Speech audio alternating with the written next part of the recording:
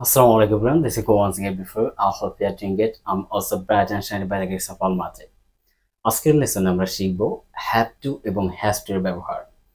আমরা অনেকেই have to এবং হ্যাজ টু এর কথা শুনেছি, আসলে কিভাবে ব্যবহার করতে হয় এবং আসলে কথা বলতে আমাদের কোন ধরনের সেন্টেন্স এগুলো ব্যবহার করতে হয় এটা কিন্তু আমরা অনেকেই জানি না। সো আজকের এই লেসনে আমরা একেবারে ক্লিয়ার ভাবে এর ব্যবহারটা শিখব।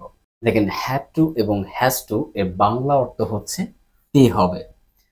এর বাংলা অর্থ হচ্ছে তে হবে, অর্থাৎ কোনো কিছু আমাদের করতে হবে এমনটা বোঝাতে আমরা কিন্তু এই হ্যাভ টু অথবা হ্যাজ টু কে ব্যবহার করি।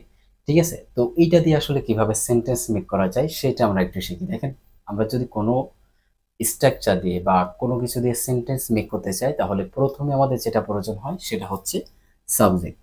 ঠিক আছে, এই সাবজেক্টের পরে আমাদের অন্য অন্য অংশগুলো বসাতে হয়। তো সাবজেক্টের পরে আমাদের যেটা করতে হবে হ্যাভ টু অথবা হ্যাজ টু কে ব্যবহার করতে হবে। এরপরে আমরা যেটা করব আমরা হচ্ছে মেইন ভার্বের বেস ফর্মকে ব্যবহার করব। এরপরে আমরা যেটা করব সেটা হচ্ছে একটা এক্সটেনশন অথবা অবজেক্টকে ব্যবহার করব। ঠিক আছে, তাহলে আমাদের একটা পরিপূর্ণ সেন্টেন্স হয়ে যাবে। এবং আমরা আগেই জেনেছি এই হ্যাভ টু অথবা হ্যাজ টু এর বাংলা অর্থ হচ্ছে তে হবে, অর্থাৎ কোনো কিছু আমাদের করতে হবে এরকমটা বোঝাবে। তো চলুন আমরা একটু সেন্টেন্স মেক করে দেখি, তাহলে বিষয়টা ক্লিয়ার হব। তো প্রথমে আমরা হ্যাভ টু এর ব্যবহারটা দেখব, এরপর হচ্ছে আমরা হ্যাজ টু এর ব্যবহারটা দেখব। দেখেন, দুইটার বাংলা অর্থ কিন্তু একই, কিন্তু সাবজেক্ট অনুযায়ী এদের ব্যবহারটা কিন্তু ভিন্ন, সেইটা আমরা ক্লিয়ার হব।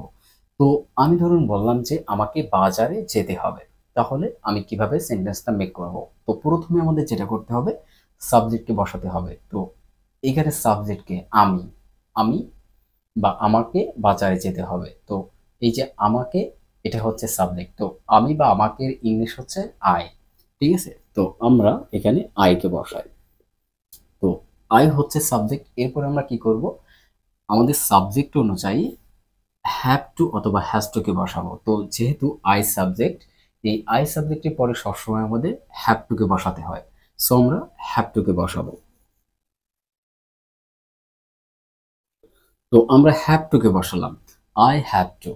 এরপরে হচ্ছে আমাদের, দেখেন, মেন ভার্ব। মেন ভার্ব কি এখানে? যাওয়া, অর্থাৎ আমাকে বাজারে যেতে হবে। এই যে যাওয়া, এর ইংলিশ কি?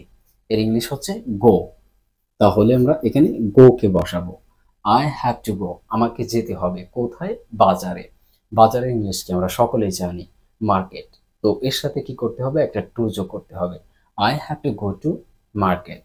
তো তাহলে আমরা লিখবো টু মার্কেট।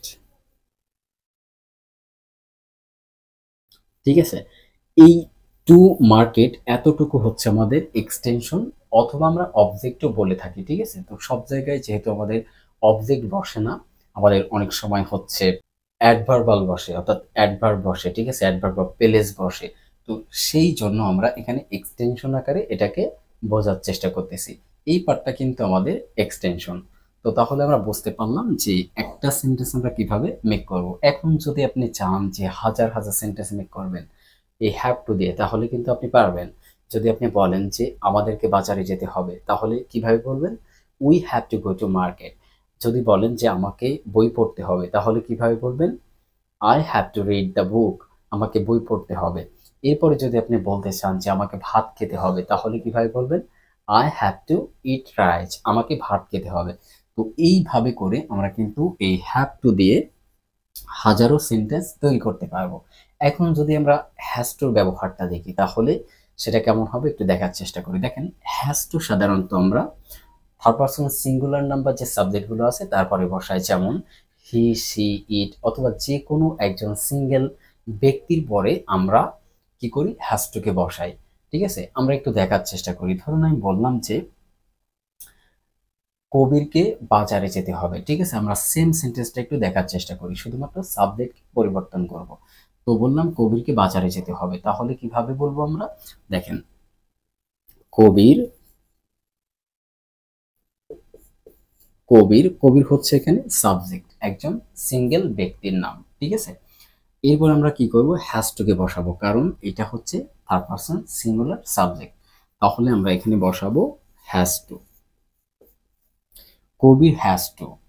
তারপরে কি করতে হবে? আমাদের ভার্বকে বসাতে হবে। ভার্ব কি? গো। অর্থাৎ যাওয়া, যাওয়ার ইংলিশ হচ্ছে গো। তো আমরা মেন ভার্বের এই বেস ফ্রম বা 1 নম্বর রূপকে আমরা বসালাম। এরপরে কি করতে হবে, আমাদের এক্সটেনশনের পার্টটাকে বসাতে হবে, অর্থাৎ গো টু মার্কেট। ঠিক আছে, তো টু মার্কেট। তো তাহলে Kabir has to go to market, কবিরকে বাজারে যেতে হবে। এখন দেখেন, আমরা যদি এই কবিরের জায়গায় অন্য কোনো থার্ড পারসন সিঙ্গুলার সাবজেক্টকে বসাই, যেমন আমরা বলতে পারি তাকে বাজারে যেতে হবে, সেক্ষেত্রে কি হবে, he has to go to market. ধরুন বললাম যে তাকে ভাত খেতে হবে, তাহলে কি হবে, he has to eat rice, তাকে ভাত খেতে হবে। এইভাবে চাইলে কিন্তু আমরা হাজারো বাক্য এই স্ট্রাকচার দিয়ে তৈরি করতে পারি।